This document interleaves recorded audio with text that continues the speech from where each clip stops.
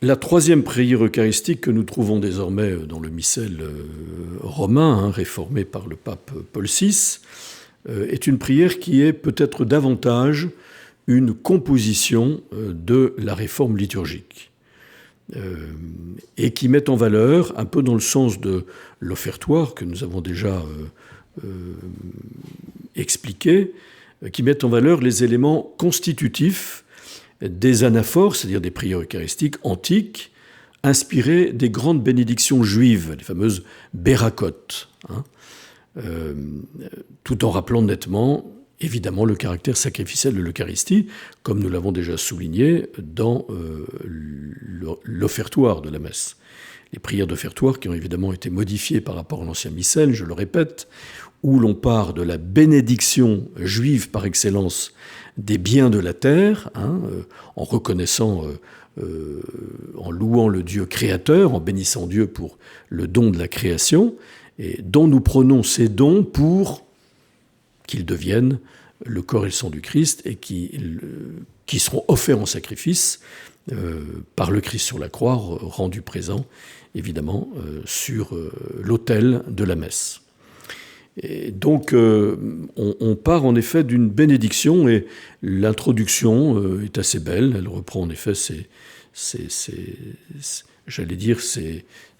bénédictions juives. Tu es vraiment saint, Dieu de l'univers, et il est juste que toute la création proclame ta louange, car c'est toi qui donnes la vie, c'est toi qui sanctifies toutes choses, par ton Fils Jésus-Christ notre Seigneur, avec la puissance de l'Esprit Saint.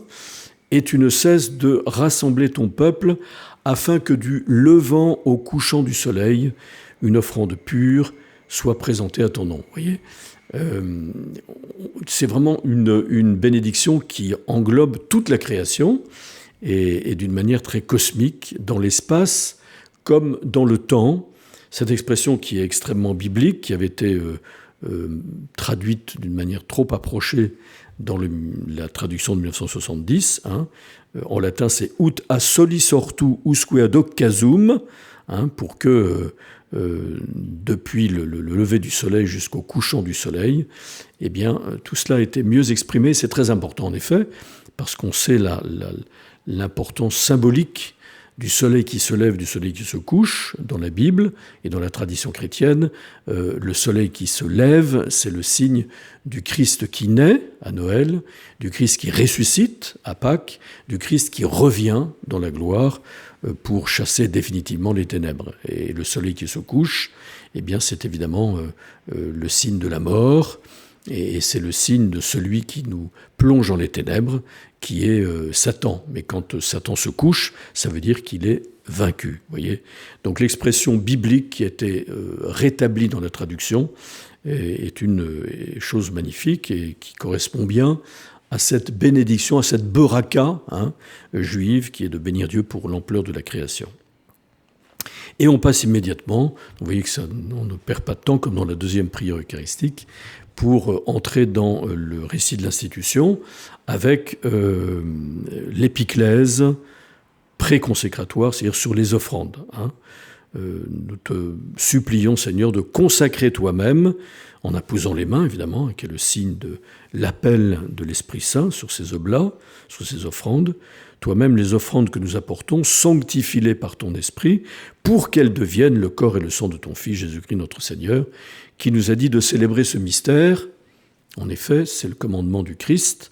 Faites cela en mémoire de moi, qui nous conduit à célébrer ce mystère, précisément, qui est le mystère de la foi par excellence, qui est l'Eucharistie. Ensuite, les paroles de la consécration, de l'institution, ça je n'y reviens pas, même si l'introduction est un peu différente. En te rendant grâce, il dit la bénédiction, il rompit le pain et le donna à ses disciples. On retrouve, comme d'habitude, les trois grands moments de l'Eucharistie, offertoire, consécration, communion, qui reprennent évidemment les paroles de l'institution. Après l'acclamation des fidèles, il est grand le mystère de la foi, donc ça on connaît bien, eh bien là aussi nous allons retrouver à peu près pas pas tout à fait dans la même disposition de la deuxième prière eucharistique, mais toutes ces prières réparties avant et après la consécration dans le canon romain. On commence par d'abord l'anamnèse, et acte d'offrande. Donc cela veut dire qu'on fait mémoire de Jésus, de sa passion qui nous sauve, de sa résurrection, de son ascension dans le ciel, alors que nous attendons son dernier avènement. Donc c'est vraiment le mémorial du mystère pascal. Nous t'offrons, Seigneur, en action de grâce, ce sacrifice vivant et saint. Donc on n'oublie pas que c'est l'offrande sacrificielle que nous célébrons. Puis qui est suivi par l'épiclèse sur le peuple. Donc, nous l'avons déjà dit, pour l'unité de l'Église qui naît de la communion au corps et au sang du Christ, en rappelant que le Christ nous a en effet réconciliés avec Dieu à travers son sacrifice, et puis en union avec l'Église du ciel. Que l'Esprit Saint fasse de nous une éternelle offrande à ta gloire, ça c'est intéressant, parce que nous montrons que célébrer le sacrifice du Christ dans l'Eucharistie, c'est nous unir à cette offrande et faire de notre vie une éternelle offrande à sa gloire. Voyez ? Que l'Esprit Saint fasse de nous une éternelle offrande à ta gloire, pour que nous obtenions un jour l'héritage promis avec tes élus. En premier lieu, la bienheureuse Marie, toujours vierge, avec Saint Joseph, son époux, les bienheureux apôtres, les glorieux martyrs, le saint que nous célébrons ce jour, et tous les saints qui ne cessent d'intercéder auprès de toi et nous assurent de ton secours. Donc on montre peut-être encore mieux ici que nous croyons à l'intercession de l'Église du ciel pour l'Église de la terre, qui est encore en pèlerinage et même en combat.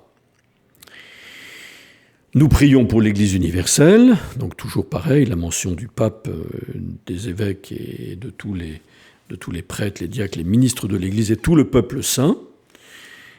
Et nous prions pour les défunts, qui est la dernière prière de cette prière eucharistique numéro 3.